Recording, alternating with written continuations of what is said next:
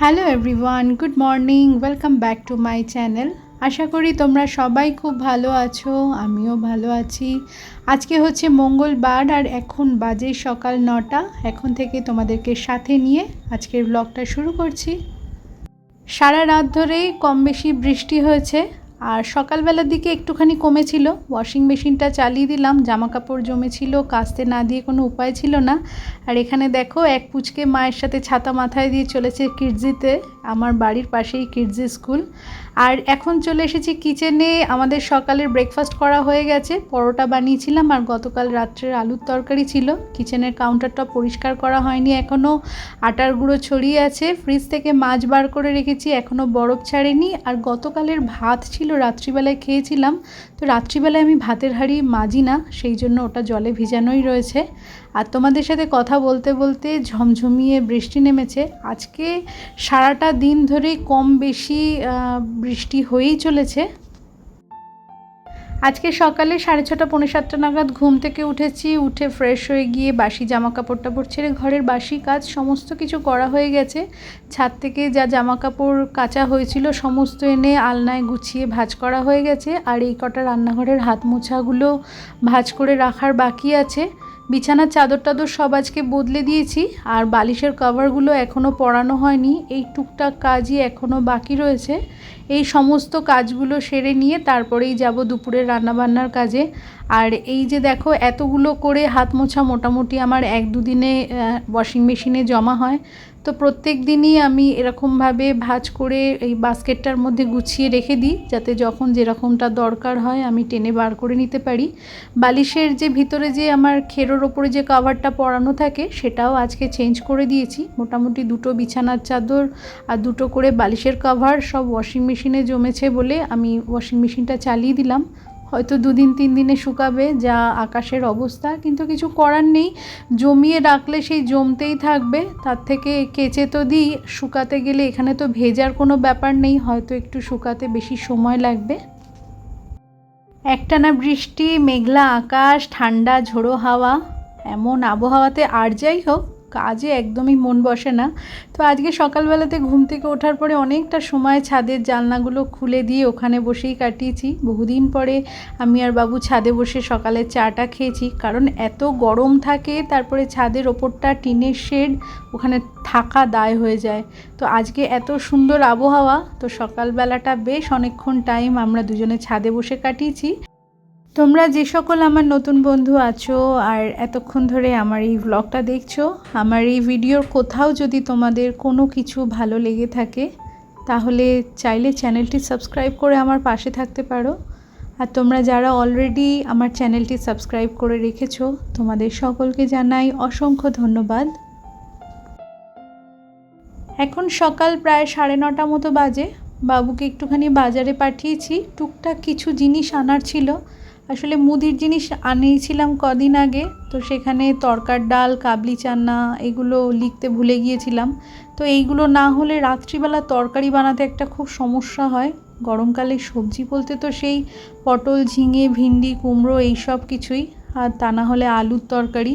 তো এই সবগুলো দিয়ে সবজি খুব একটা যে আমার ঘরে পছন্দ করে তা নয়, তবে বানাই নাকি, বানাই তো নিশ্চয়ই। একটু ঘুরিয়ে ফিরিয়ে যদি তড়কা বা রাজমা, কি কাবলি চানা এইগুলো বানানো যায় তাহলে মিলিয়ে মিশিয়ে সব কিছু হয়ে যায়। তো এই 2-3টে জিনিস, আর আমার ডিমটা একদমই শেষ হয়ে গিয়েছে, ফ্রিজে একটাও ডিম নেই। তো ডিম ঘরে না থাকলে খুব সমস্যা হয়। হঠাৎ করে যদি বাড়িতে কোনো লোকজন এসে পড়ে, মিষ্টি তো সবসময় ঘরে থাকে না, ডিমটা যদি থাকে তাও একটা ডিমের অমলেট বানিয়ে একটু চা কফি বানিয়ে নিজের মান সম্মানটা বাঁচানো যায় আর কি। আর বাবু যে সবসময় বাড়িতে থাকে তাও নয়, যে লোকজন এলে পরে তাকে পাঠিয়ে আমি একটুখানি মিষ্টি নিয়ে আসতে পারবো। তো যাই হোক, ডিমটা আমি সব সময়তেই ঘরে রেখে দিই। আর এখানে দেখো রান্নাঘর পরিষ্কার করতে করতে বাবু চলে এসেছে বাজার থেকেই। তরকার ডাল, কাবলি চানা, ডিমের ট্রে আর কাঁচা লঙ্কা, উচ্ছে এগুলো পেয়েছে, নিয়ে এসছে। উচ্ছে আর কাঁচা লঙ্কাটা তো ধুয়ে ফেলেছি, আর ডিমের ট্রেটার নিচে লেবুর প্যাকেটটা রেখে দিয়েছিল, আমি তো সেটা দেখতে পাইনি। আবার এই ঝুড়ির মধ্যে নিয়ে একেবারে আবার ধুয়ে নিলাম। তো সব কিছু ধুয়ে নিয়ে এখানে কাউন্টার টপের ওপরে রেখে দেবো জল ঝরাবার জন্য, কারণ বাইরে তো আজকে রোদ নেই। তো হালকা একটুখানি জলটা ঝরে গেলে তারপরে ছাদে রেখে দিয়ে আসবো।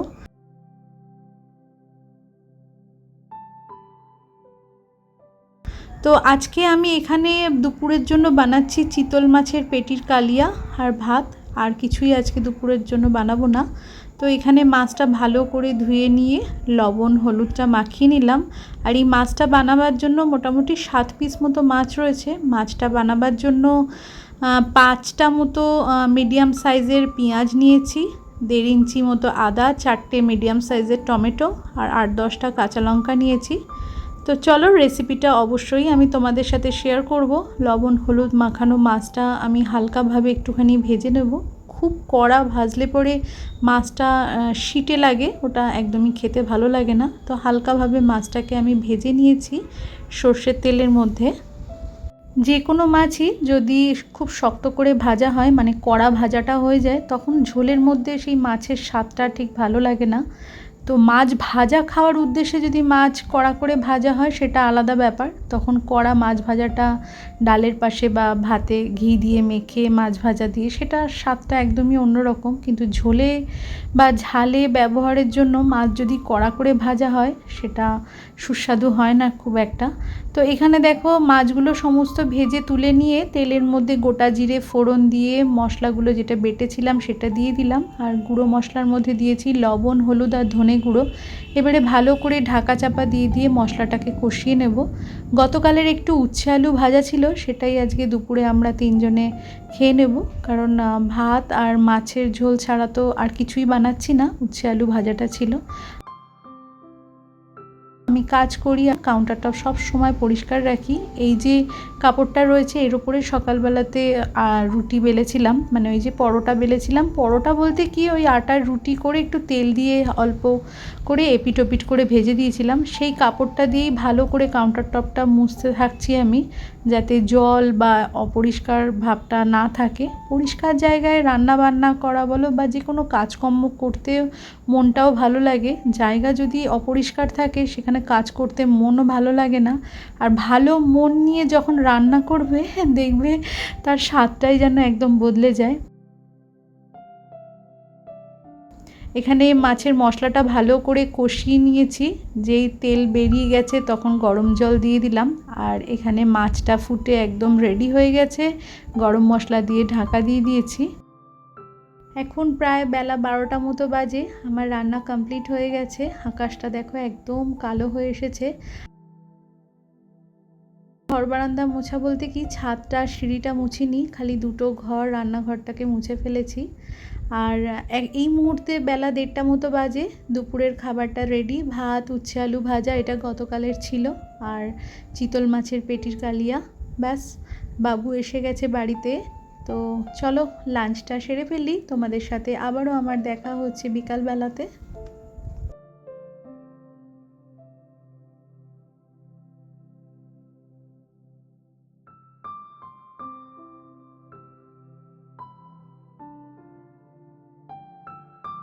গুড ইভিনিং বন্ধুরা, এখন ঠিক সন্ধ্যে 6টা মতো বাজে। বাইরে বৃষ্টিটা বন্ধ হয়েছে কিন্তু মেঘলা করে রয়েছে। আর দুপুরবেলাতে একটুখানি শুয়েছিলাম, ঘুম থেকে উঠে একটু বিছানাপত্রটা ঠিক করে দুপুরের খাওয়া যে জামা কাপড় ছিল সব ছেড়ে গা হাত পাটা ধুয়ে একটা ফ্রেশ নাইটি পরে নিয়েছি, সন্ধেটা লাগাবো। তো ঠাকুরের কাছে দিনের বেলাতে যে ফুলটা দিয়েছিলাম সেই ফুলটাকে তুলে ফেলে দিলাম। আমার প্রদীপটা সব সময়তেই জ্বলে, বাইরে এত জোরে হাওয়া দিচ্ছিল, জানলাটা খোলা রয়েছে ঠাকুরের ওখানে, সেই হাওয়াতে প্রদীপটা নিভে গেছে। তো প্রদীপটা জ্বালিয়ে দিলাম। আর এখানে ধুনুচির মধ্যে একটুখানি কর্পূর না দিয়ে আজকাল বর্ষার সময়তে যে ছোবড়াগুলো আছে জ্বালানোটা খুবই সমস্যা হয়ে দাঁড়ায়।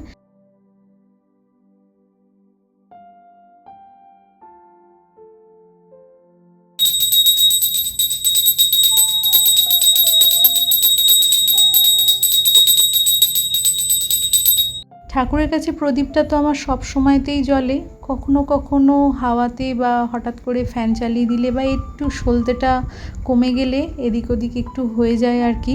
তো সাধারণত সন্ধেবেলাতে আমি ধূপ ধরিয়ে ধুনো দিয়ে কর্পূর আরতি করে থাকি ঠাকুরের সামনে, আর ধুনোচিটা নিয়ে সারাটা বাড়ি এদিক ওদিক ঘুরিয়ে ঘুরিয়ে যখন ধুনোটা দিই তখন এই যে সুন্দর গন্ধটা বেরোয় তাতে যেন মনটা অনেকটা বেশি শান্তি লাগে। সকালবেলাতে যখন বাজারে গিয়েছিল, বাজার থেকে আসার সময়তেই এই 3-4 প্যাকেট দুধ নিয়ে এসেছিল। তো তখন তো আর জাল দিইনি, সন্ধেবেলাতে এখন জাল দিলাম। একেবারে রাত্রিবেলাতে হালকা গরম থাকতে থাকতে আমি তাহলে দইটাকে বসিয়ে দিতে পারবো, তা না হলে যদি সকালে জাল দিয়ে রাখতাম আবার তাহলে সেটাকে গরম করতে হতো। তো এই সমস্ত কিছু ভেবে দুধের প্যাকেট তখন ফ্রিজেই ভরে রেখেছিলাম। আর এখানে আমার আর মেয়ের জন্য চা বানিয়ে নিলাম, বাবু তো এই সময়তে বাইরেতেই থাকে। আর আজকে রাতের খাবার বলতে আটা মাখা ফ্রিজেই রয়েছে, আর একটুখানি ছোলার ডাল বানাবো। বন্ধুরা, আজকের ব্লগটা আমি তাহলে এখানেই শেষ করছি। আমার এই ব্লগে কোথাও যদি তোমাদের কিছু ভালো লেগে থাকে তাহলে কমেন্ট করে অবশ্যই জানিও।